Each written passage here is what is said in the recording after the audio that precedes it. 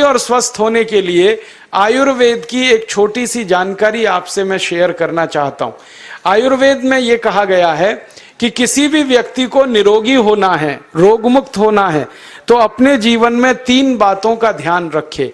अपना वात, पित्त और कफ तीनों का संतुलन रखे। वो 3 तरह के दोष हैं हमारे शरीर में, वात, पित्त, कफ। आपने सुना होगा, ये त्रिदोष आधारित शरीर है। जब वात बहुत बिगड़ जाता है तो 80 से ज्यादा रोग आते हैं। जब पित्त बहुत बिगड़ जाता है तो लगभग 46 से 50 रोग आते हैं। और जब कफ बिगड़ जाता है तो 28 रोग आते हैं। और वात, पित्त, कफ तीनों बिगड़ जाएं तो 148 रोग आते हैं। सर्दी, खांसी, जुकाम से लेकर और कैंसर तक जो आखिरी रोग माना जाता है, ये सब वात, पित्त, कफ के बिगड़ने का खेल है। तो इस देश के आयुर्वेद चिकित्सा के सबसे महान लोगों में से कुछ नाम आप जानते हैं, जैसे चरक ऋषि, जैसे सुश्रुत ऋषि। ऐसे एक ऋषि हुए बाघभट्ट। बाघभट्ट ऋषि ने एक पुस्तक लिखी है, उसका नाम है अष्टांग हृदयम, और एक पुस्तक लिखी है उसका नाम है अष्टांग संग्रहम। इन दोनों पुस्तकों में उन्होंने 7000 नियम बताए हैं। उनमें से 4 बताता हूं, अच्छे लगे तो आज से ही पालन करो और दूसरों को भी बताओ, ताकि कोई भी इन नियमों का पालन करे तो बीमार ही ना पड़े। ये चारों नियम हैं वात, पित्त और कफ को संतुलित रखने के लिए। अब वात, पित्त, कफ तीनों एक साथ आपके संतुलित रहें तो उसके लिए पहला नियम है खाना खाने के तुरंत बाद पानी नहीं पीना। ये पहला नियम है।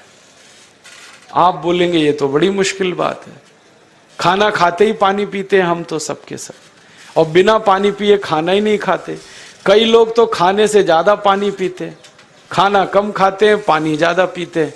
ये खाना खाने के बाद पानी कभी भी नहीं पीना, क्योंकि महर्षि बाघभट्ट कहते हैं भोजनांते विषम वारी, माने भोजन के अंत में पानी पियो तो जहर के पीने के जैसा है।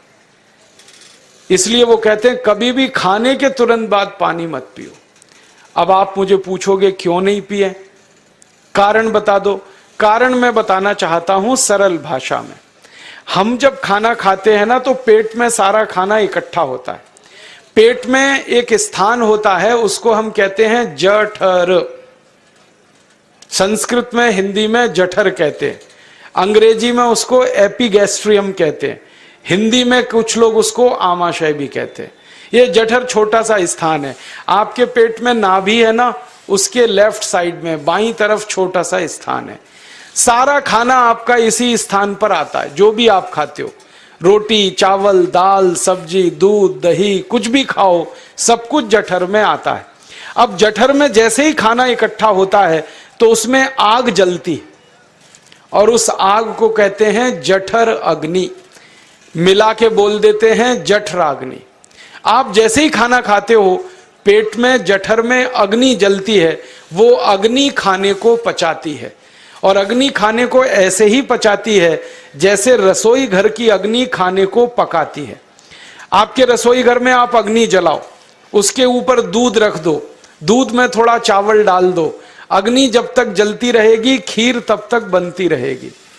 आप घर में अग्नि जलाओ, उसके ऊपर पानी रख दो, उसमें दाल डाल दो, दाल की पकने की क्रिया तब तक चलेगी जब तक अग्नि जलेगी।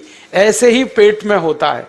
जैसे ही आपने खाना खाया, पेट में अग्नि जलती है, और जब तक अग्नि जलती है तो खाने के पचने की क्रिया चलती है। जैसे रसोई घर में खाना पकाते हैं, वैसे ही पेट में भी खाना पकता है। इसी को हम पचने की क्रिया कहते हैं, अंग्रेजी में उसको डाइजेशन कह देते हैं। तो आपने खाना खाया, पेट में अग्नि जल गई, अब वो खाने को हजम करेगी, पचाएगी। अब मुझे एक प्रश्न का उत्तर दो आप, कि जैसे ही आपने खाना खाया, पेट में अग्नि जल गई और वो खाने को पचा रही है, तुरंत आपने गट गट गट गट पानी पी लिया, और खूब ठंडा पानी पी लिया, बर्फ मिलाया हुआ पानी पी लिया, फ्रिज का पानी पी लिया। क्या होने वाला है? अग्नि जलेगी कि बुझेगी? अग्नि के ऊपर पानी डालो तो अग्नि और पानी की दोस्ती नहीं है, दुश्मनी है। पानी अग्नि को बुझा देता है। तो आपने खाना खाया, अग्नि जली, पीछे से गटगट पानी पी लिया, अब अग्नि शांत हो गई, अब खाना पचेगा नहीं, तो वो पेट में पड़ा पड़ा सड़ेगा, और सड़ा हुआ खाना 100 से ज्यादा विष पैदा करेगा, और वो 100 विष आपकी जिंदगी को नरक बना देंगे, और जिंदगी भर आप बीमार पड़े रहेंगे। आपको मालूम है, कई लोग कहते हैं मुझे पेट में बहुत गैस बनती है। ये गैस उन्हीं को बनती है जिनका खाना हजम नहीं होता। कोई लोग कहते हैं कि मुझे पेट में जलन होती है, ये जलन उन्हीं को होती है जिनका खाना पचता नहीं। कोई कहते हैं कि मेरे पेट में एकदम गुम हो जाता है, फूल जाता है, ये सब वो लक्षण हैं जब खाना पचता नहीं। तो खाना पचेगा नहीं तो सड़ेगा, सड़ेगा तो विष पैदा करेगा, और वो विष आपको बीमार करेंगे। इसलिए महर्षि बागभट्ट ने कहा, खाना खाते ही पानी मत पियो। समझ में आया? फिर आप बोलोगे कितनी देर तक नहीं पिए? कम से कम 1 घंटे तक। 1 घंटे बाद पानी पियो। आप बोलोगे जी 1 घंटा क्यों? ये जो अग्नि जलने की क्रिया है ये लगभग 1 घंटे तक ही चलती है पेट में, उसके बाद अग्नि अपने आप शांत हो जाती है, उसके बाद पानी पी लो। तो खाना अगर 10 बजे खाया तो 11 बजे पानी पियो, 11 बजे खाया तो 12 बजे पियो, 12 बजे खाया तो 1 बजे पियो, 1 घंटे बाद पानी पियो। अब आपके मन में यह सवाल आ सकता है कि खाना खाने के पहले पी लें क्या? हाँ पी लो, 40 मिनट पहले पेट भर के पानी पी लो। 10 बजे खाना खाना है, 9:20 पे खूब पानी पी लो, जितना पी सकते हो। 11 बजे खाना खाना है, 10:20 पे पी लो, खूब पानी पी लो, 40 मिनट पहले। आप और एक सवाल पूछ सकते हो कि अच्छा ठीक है, खाने के बाद पानी तो नहीं पिएंगे, कुछ और पी सकते हैं क्या पानी को छोड़कर? तो उसके लिए बागभट्ट जी कहते हैं कि खाने के तुरंत बाद अगर पीना है तो दही की लस्सी पियो, मट्ठा। खाने के बाद अगर तुरंत पीना है तो फलों का रस पियो, गन्ने का रस पी लो, संतरे का रस पी लो, मौसमी का रस पी लो, अनार का रस पी लो। अब आप कहोगे ये सब महंगी महंगी चीजें बता रहे हैं, गन्ने का रस, संतरे का रस, अनार का रस, पैसे तो है नहीं। तो सबसे सस्ता रस है नींबू का ही रस पी लो, शिकंजी बना के पी लो, वो तो सबसे सस्ता है। तो खाना खाने के बाद या तो दही की लस्सी पियो या रस पियो। और एक तीसरी चीज है, दूध पी सकते। तो खाने के तुरंत बाद पीना है तो दही की लस्सी या मट्ठा, खाने के तुरंत बाद पीना है तो कोई फल का रस, खाने के तुरंत बाद पीना है तो दूध। पानी 1 घंटे बाद पियो। और अगर एक बात ध्यान रखो तो अच्छा है कि सवेरे खाना खाते हैं जिसको हम ब्रेकफास्ट कहते हैं, नाश्ता, तो फलों का रस पीना अच्छा, दोपहर को खाना खाएं तो लस्सी और मट्ठा पीना अच्छा, और रात का खाना खाएं तो दूध पीना अच्छा। जो लोग इस नियम का पालन कर सकते हैं जिंदगी में कभी भी 80 रोग उनको नहीं हो सकते। वात पित्त कफ तीनों ही इस एक छोटे से नियम से संतुलित रहते हैं। तो ये पहला नियम मैंने आपसे कहा। दूसरा नियम एक और है, और वो नियम ये है कि पानी कभी भी पियो, घूट घूट भर के पियो। जैसे गरम चाय पीते हैं, गरम कॉफी पीते हैं, गरम दूध पीते हैं, एक एक घूट भर के, एक एक सिप करके, ऐसे ही पानी पीने की आदत डालो। ये मुंह में एक बार गिलास लगा लिया, गटागट उसको खाली कर दिया, ये तरीका गड़बड़ है। 1 घूट पानी, 2 घूट पानी एक बार में उतना ही पियो। आप बोलोगे ये क्या चक्कर है? बात ऐसी है कि एक एक घूट पानी जब हम पीते हैं तो मुंह की लार पानी के साथ मिलकर पेट में अंदर जाती है, और ये जो मुंह की लार होती है ये क्षारीय होती है, और पेट में हमेशा अम्ल बनता रहता है। तो 1 घूट पानी पिया, मुंह की लार इसके साथ अंदर गई, 2 घूट पिया और ज्यादा गई, बार बार लार अंदर जाएगी तो क्षार पदार्थ पेट के अम्ल के साथ मिलेगा। पेट में अम्ल बनता है, मुंह में लार क्षारीय होती है। तो ये क्षार को अम्ल में मिला दिया जाए और ये अच्छे तरीके से मिलकर पेट में जाए तो कभी भी कोई व्यक्ति के पेट को अम्लता नहीं होती, एसिडिटी नहीं होती। और पेट में अम्लता नहीं होती तो रक्त में अम्लता नहीं होती, और जिनके रक्त में अम्लता नहीं होती, उनकी जिंदगी में कभी भी वात पित्त कफ के असंतुलन की स्थिति पैदा नहीं होती। इसलिए पानी घूट घूट करके पीना। मैं आपको एक छोटा सा मेरा ऑब्जर्वेशन बताता हूं, परीक्षण।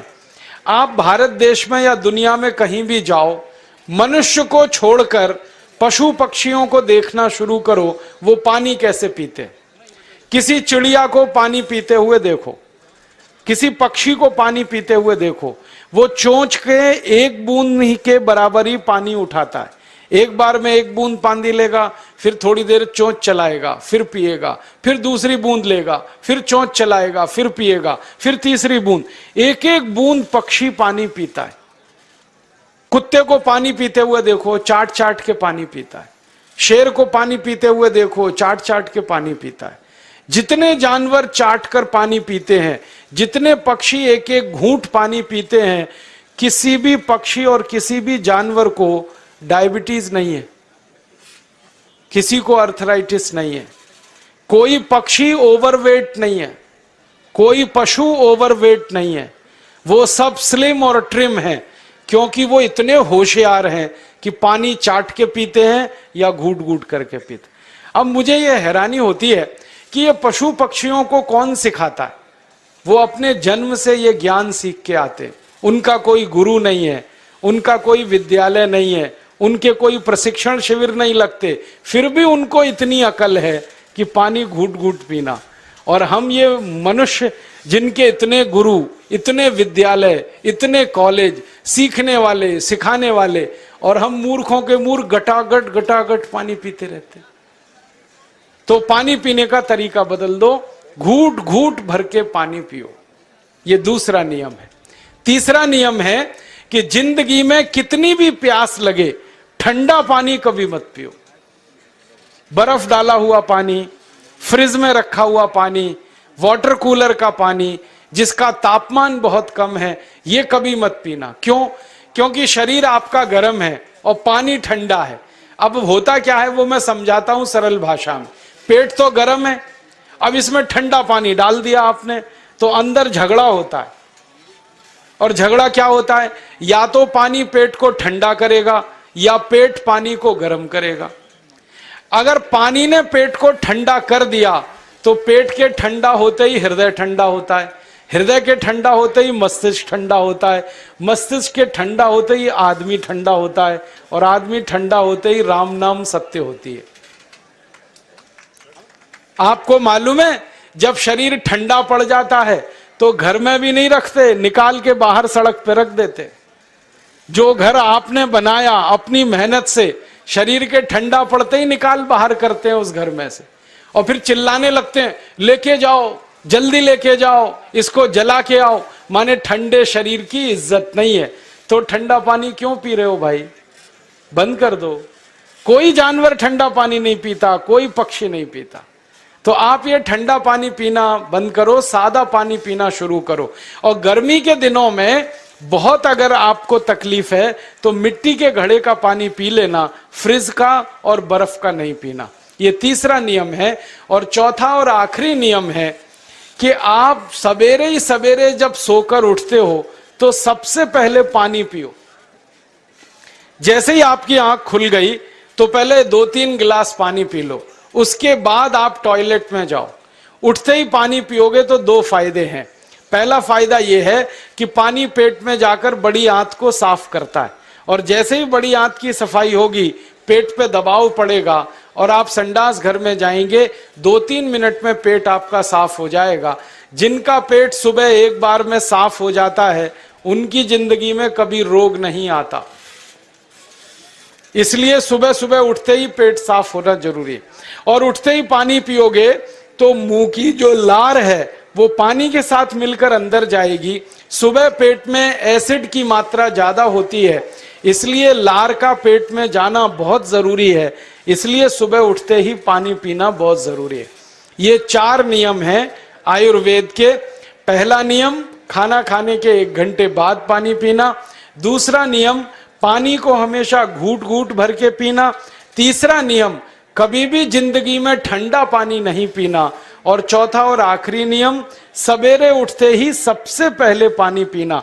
4 नियमों का पालन जो भी अपने जीवन में कर सकता है वो वात पित्त कफ तीनों को संतुलित रख सकता है, और जिसका वात पित्त कफ संतुलित है उसके जीवन में बीमारी नहीं आती है, और जो बीमार नहीं पड़ते हैं वो स्वस्थ और तंदुरुस्त और सुखी रहते हैं।